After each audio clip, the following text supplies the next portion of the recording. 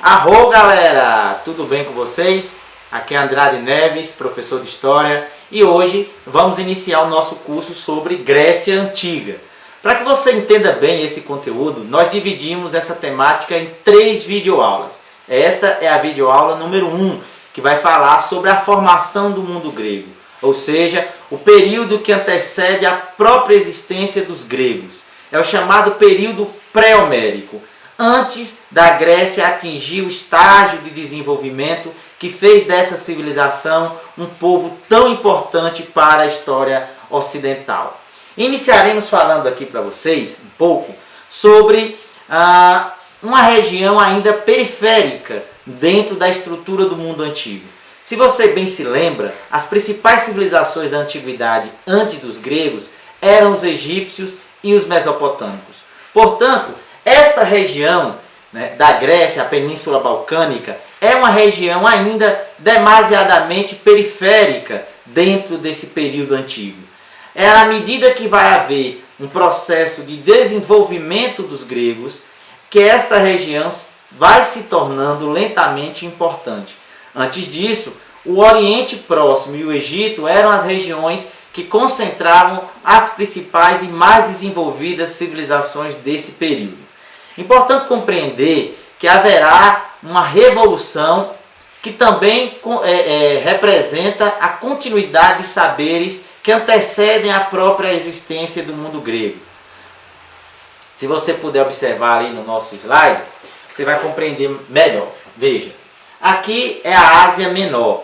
No período antigo, esta região é chamada de Anatólia. As primeiras civilizações que vão se estabelecer na Península Balcânica são provenientes dessa região, são os anatólicos. E depois, lentamente, nós teremos a chegada dos jônios, dos aqueus, dos eólios e dos dórios. Ok? Então vamos compreender bem essa questão geográfica, porque a cartografia ajuda muito no entendimento desse mundo antigo. Perceba aqui comigo.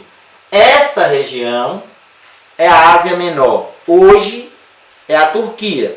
Mas na época, na antiguidade, era conhecida como a Anatólia. Parte do litoral da Anatólia, onde ficava, por exemplo, a cidade de Mileto, representa a Jônia. Ou seja, parte do litoral da Anatólia é chamado de Jônia. Desse lado aqui, você tem a Península Balcânica, que é dividida também em várias regiões, sendo 2 as mais importantes. Esta área aqui, conhecida como Peloponeso, onde se localizava a cidade de Esparta. Do outro lado, você tem a Ática, onde está localizada a cidade de Atenas. E aqui acima você tem outras regiões, como a Tessália, como a Beócia, e mais aqui ao norte você tem a famosa Macedônia. Beleza, galera? Aqui abaixo, se você perceber, vai ter Creta, que é a civilização que a gente geralmente estuda antes de falar dos gregos propriamente. Beleza? Vamos adiante. Antes de Cristo, ainda na Idade dos Metais, mas a primeira estrutura, que a gente pode dizer assim, de um povo, de uma civilização ou algo parecido, começa por volta de 3.000 anos, dentro de uma estrutura monárquica, que vive basicamente da agricultura e do pastoreio. Os povos que ocupam esta região da Península Balcânica são povos oriundos da Turquia, ou seja, da Anatólia, do território vizinho, como a gente pode observar aqui. Aqui a Península Balcânica e aqui a Anatólia. Bem, entre 2000 e 1950 anos antes de Cristo, a civilização anatólica da Península Balcânica, ela entra num colapso, ou pelo menos numa desestruturação, em função da chegada dos primeiros gregos, que são os jônios. Ou seja, os jônios são os primeiros povos, ou o primeiro povo, que chega à região da Grécia e que no futuro próximo serão importantes para a constituição dos helenos, como os gregos se autodenominavam. Porém, mesmo havendo essa desestruturação, parte da civilização anatólica sobrevive na região da ilha de Creta. E é lá que vai surgir a primeira civilização importante no mundo grego, que é a civilização cretense. A civilização cretense mantém um contato muito íntimo com os egípcios. É desse povo, dos egípcios, que eles vão aprender sobre astronomia, sobre matemática, sobre medicina, vão desenvolver um sistema de escrita com base hieroglífica também, tal qual os próprios egípcios. Sua localização a meio caminho entre o Egito e a Península Balcânica permite um forte desenvolvimento comercial, influenciando toda essa região aqui que a gente chama a região da Grécia Insular ou do Mar Egeu.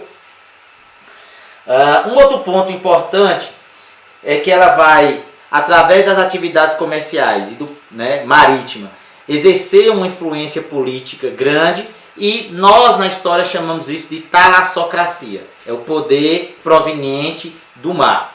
Não sabemos muito bem quais motivos vão levar esta civilização ao colapso, né, depois de experimentar o apogeu entre o século XIX e o século XVI a.C. O certo é que a partir do século XV, dos anos 1400, essa civilização ela entra em colapso com a conquista pelos aqueus, que são o segundo povo grego a chegar nessa região. Nós vamos falar mais adiante sobre os aqueus, mas é sempre importante lembrar que eles são provenientes da região dos Balcãs, né? No primeiro momento eles vão para a Ásia Menor, expulsam os jônios da Ásia Menor, conquistam alguns territórios na própria Península Balcânica e vão se estabelecer de maneira definitiva na região do Peloponeso. Beleza? Passando aqui, nós vamos falar sobre os jônios. Os jônios foram o primeiro povo grego a chegar à região da Península Balcânica, né?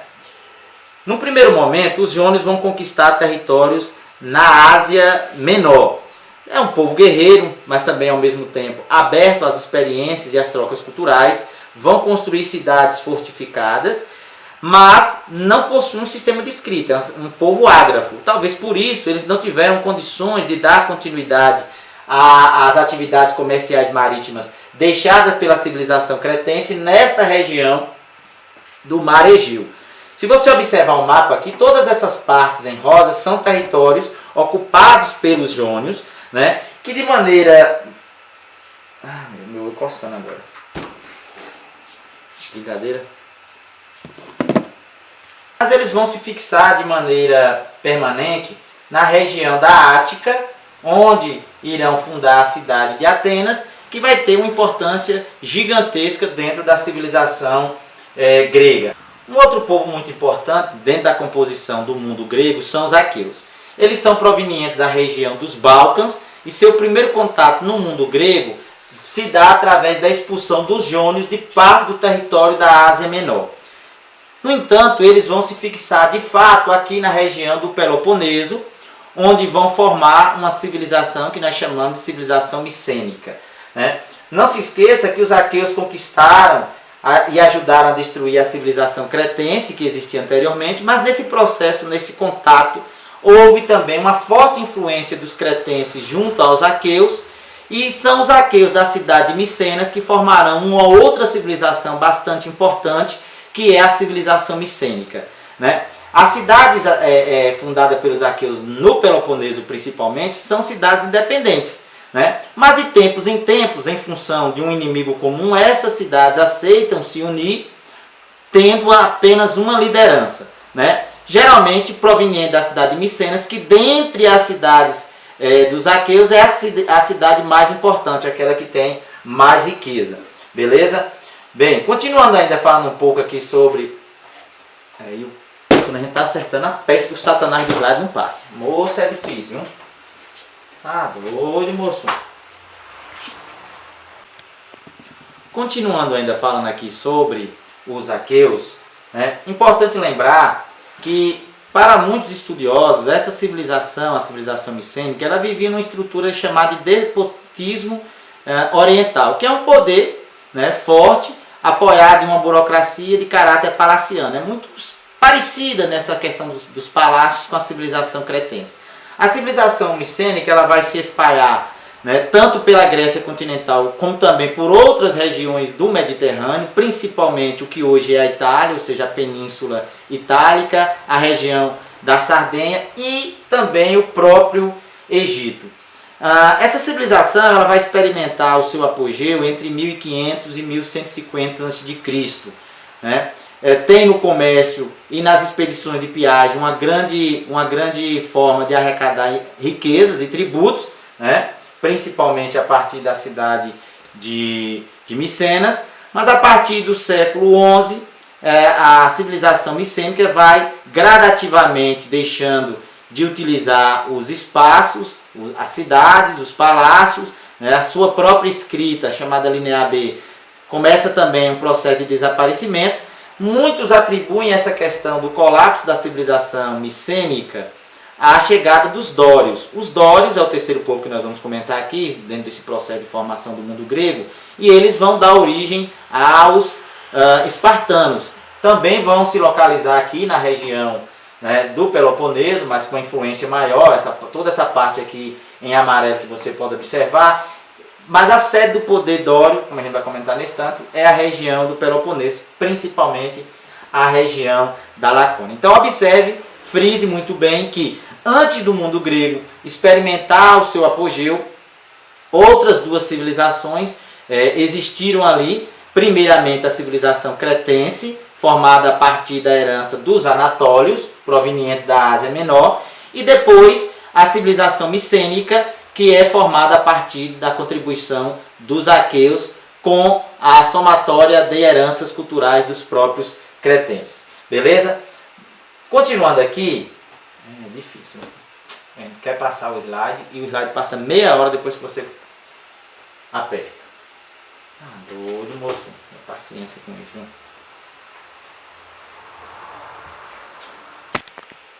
Então, para fechar essa trajetória sobre os povos formadores do mundo grego, já falamos aqui sobre os jônios, falamos sobre os aqueus e vamos fechar falando sobre os dórios, né? Desde o momento que os dórios chegam à região da Grécia, principalmente do Peloponeso, por volta de 1200, eles já evidenciavam seu espírito bélico, que é uma característica que vai permanecer também entre os espartanos. Quando ocuparam o Peloponeso, os dórios dividiram esse território em lotes que foram entregues aos seus principais cidadãos, os esparciatas, futuro.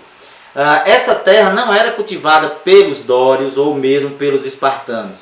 Será cultivada pelos conquistados, que são chamados de ilotas, na condição de servos. Okay? Os ilotas não eram escravos, eles eram servos.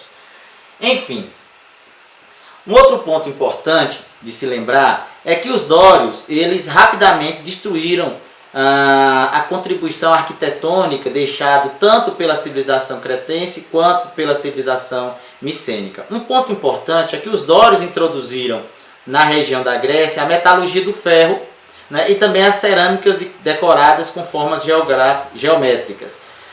Fugindo dos dórios, muitos aqueus e muitos jônios vieram se refugiar na região da Ásia Menor, que principalmente nesta área chamada de Jônia, e é ali que começa a ser gestado, num intenso contato cultural com povos provenientes do Oriente, aquilo que nós chamaremos de civilização grega propriamente dita. Né? Isso é muito importante de ser frisado. Após a chegada dos dórios, esta região da Grécia vai permanecer num relativo obscurantismo, que vai aí entre 1100 e 800 a.C., chamado de a época das trevas. Nesse período parece que houve uma diminuição da população, ao mesmo tempo que ocorre um empobrecimento dessa mesma população. As cidades palacianas vão dar lugar a pequenas aldeias, então perceba que vai haver um decréscimo, um encolhimento da vida urbana, né, que era muito própria do período micênico e também da civilização cretense. A escrita praticamente desaparece, lembrando que nem todos dominavam a escrita, porque a escrita estava muito vinculada às atividades comerciais e eram exercidas principalmente pelo escriba. Essa escrita não é como a gente imagina hoje, não é uma escrita para deleite, é principalmente uma função administrativa para registrar atividades comerciais e leis.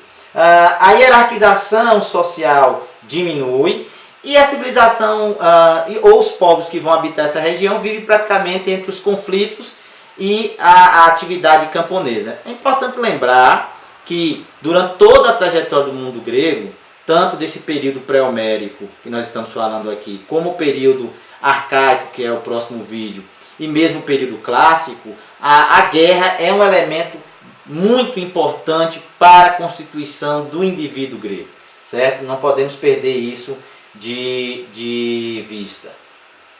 Ok, galera? Então, fechamos esse primeiro vídeo, essa primeira videoaula com vocês. Assista a videoaula número 2, que, como eu disse aqui, vai tratar sobre o período arcaico, que é justamente a gestação do mundo grego. Forte abraço e até a próxima.